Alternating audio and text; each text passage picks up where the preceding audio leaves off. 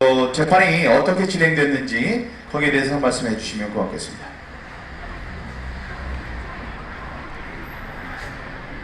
네, 안녕하세요. 반갑습니다. 박주혜입니다. 안녕하세요. 8월 30일 날 이 자리에서 서서 그때는 밤 11시가 넘었던 시간이었는데 또 오늘은 좀 낮에 여러분들 뵙게 되네요. 반갑습니다. 오늘 부정 경선에 대한 자료 공개 청구와 경선 절차 중단 가처분 변론이 진행됐습니다. 집행 정지처럼 오늘 바로 결정이 되는 것은 아니고요. 다음 주 이제 3월 25일까지 자료를 또 추가 자료를 내고 아마 그날 혹은 그 다음 날 정도 아마 결정이 날 것 같습니다. 자료 공개를 먼저 저희들은 했기 때문에 그 자료 공개를 보면 결국에는 중단은 할 수밖에 없겠죠. 왜냐하면 여러분들은 알고 있습니다. 대한민국의 민심은 어디로 가고 있는지, 대한민국 국민들은 자유와 부정선거 척결을 외치고 있다는 걸 여러분들은 알고 있는데 그러한 민심들이 컴퓨터, 전산에 의해서 왜곡되고 있다는 것을 여러분들은 알고 있죠.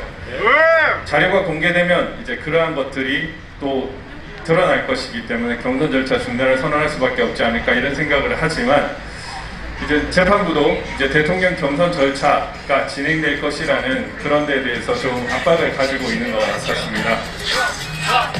그래서 제가 이제 재판 진행하는 중에 판사 재판장한테 이렇게 얘기를 했습니다.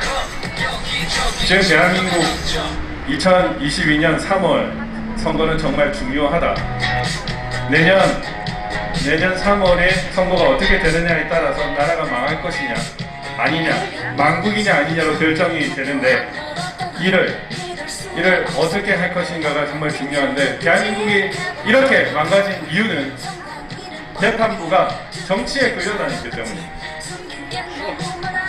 끌려다녔기 때문에 대한민국이 지금 이렇게 망국의 패스트트랙을 타고 있는데 이 재판장께서는 그렇게 하지 말고 정말 잘못된 이 절차적 문제들을 보고 경선 절차 중단을 선언해 주셔야 한다라고 말씀을 드렸습니다. 오늘 크게는 여러 가지 것들을 주장을 했습니다. 여러분들도 익히 알고 계시는 그 모바일 조사에서의 전산 조작 의혹. 예를 들면 우리 영우TV님한테 당원이신가요? 당원이네요. 네, 당원이 아닌데 만약에 당원이 아닌데 우리 영우TV님한테 핸드폰으로 BJ톨님 투표하십시오 이런 문자가 왔습니다. 이거는 뭡니까? 오류입니까? 조작입니까? 조작입니다. 네. 영우TV님이 투표를 했는데 BJ톨님 투표하셨습니다. 이렇게 하면 오류입니까? 조작입니까? 조작입니다. 영우TV님이 투표하려고 했는데 BJ톨님이 투표하셨습니다. 그러면 투표를 못하게 되면 이건 오류입니까? 조작입니까? 조작입니다. 예, 그러한 증거들을 제출을 했습니다. 그렇게 했고 이러한 부분에 대해서 설명을 드렸고요. 그리고 제가 이제 선거관리위원으로 당 선거관리위원으로 계신 분과 통화를 했습니다. 그랬더니 정말 이분은 선거 결과를 몰랐던 거예요. 못 봤다고 얘기를 하는 겁니다. 당 선거관리위원회 위원조차 지금 대한민국 대통령 제1야당 후보가 어떻게 결정되는지 그 결과를 못 봤다고 얘기를 하는 거예요. 13명 중에 3명만 봤다라는 것이 그게 과연 온당한 선거입니까? 아닙니다. 네, 우리 그 직전에 당원을 대리한 그 김기수 변호사님이 이제 반장 선거하고 비교를 하셨는데 반장 선거도 그렇지 않습니다. 그러한 것을 대한민국 대통령 선거에 적용이 되는 겁니다. 말도 안 되는 일이죠. 여론조사 전문위원도 없었습니다. 이제 그런 문제점을 지적을 하니까 4차 경선, 이제 3차 경선에서 부랴부랴 그것을 만들고 있습니다. 이런 것들이 정상적입니까? 아닙니다. 너무너무 하자들이 많습니다. 지금껏 많은 국민들이 이렇게 부정적인 관심을 가지고 있다 보니까 과거처럼 그 동의 투표가 아니었으면은 투표가 아니면은 그냥 넘어갈지도 모르는 그런 부분에 이제는 사람들이 똑똑해지니까 그걸 알게 되는 거예요. 저도 더 알게 되겠더라고요. 조금 전에 제가 영우TV님 예를 들어서 설명드렸던 그런 오류 같아 보이는 그런 것들은 결국 조작을 하다 남은 흔적들입니다. 대한민국 모든 선거가 지금은 깜깜이 선거로 진행되어 있고 밀실 선거로 진행되어 있습니다. 3명만 그 선거 결과를 봤다는 것은 무엇을 의미하느냐면 그 3명에게 전달하는 사람이 그 보고서를 장난쳐버리면 선거 결과를 바꿀 수가 있는 것입니다.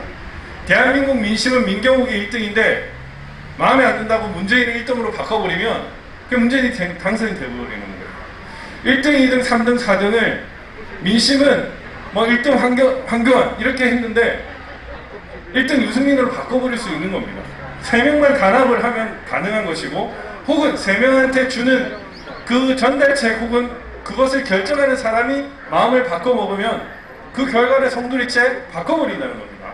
이게 지금 대한민국의 대통령 후보 경선에서 일어나고 있는 현실입니다. 모든 선거는 투명하고 공정해야 됩니다. 그리고 국민이 신뢰할 수 있어야 됩니다. 그런데 어느 순간 그런 너무나 당연한 것들이 없어지고 있습니다. 저는 우리 황교안 후보께서 부정선거, 부정경선에 대해서 제기하신 것은 우리 민경님께서 홀로 지난 1년 동안 싸워하셨던 그것과 비슷하다고 생각을 합니다. 대한민국에 일어난 모든 부정선거의 메커니즘에 대해서 우리 국민들은 모두 의제기를 해야 됩니다. 그리고 다시 이를 바로 잡아야 됩니다. 법적 절차로서만 바로 잡을 수 있다는 게 참 안타까울 뿐입니다. 저는 한 번씩 펜이나 이 법조문이 아니라 총과 칼이나 대포를 가지고 싶어요. 이 말도 안 되는 이 현실에 대해서 저도 그렇습니다. 그냥 단숨에 엎어버리고 싶습니다. 여러분들도 정말 깜깜이 선거 그리고 뭉개는 선거 밀실에서 그들은 우리 민심을 왜곡하고 잠잠해지기만을 기다릴 겁니다.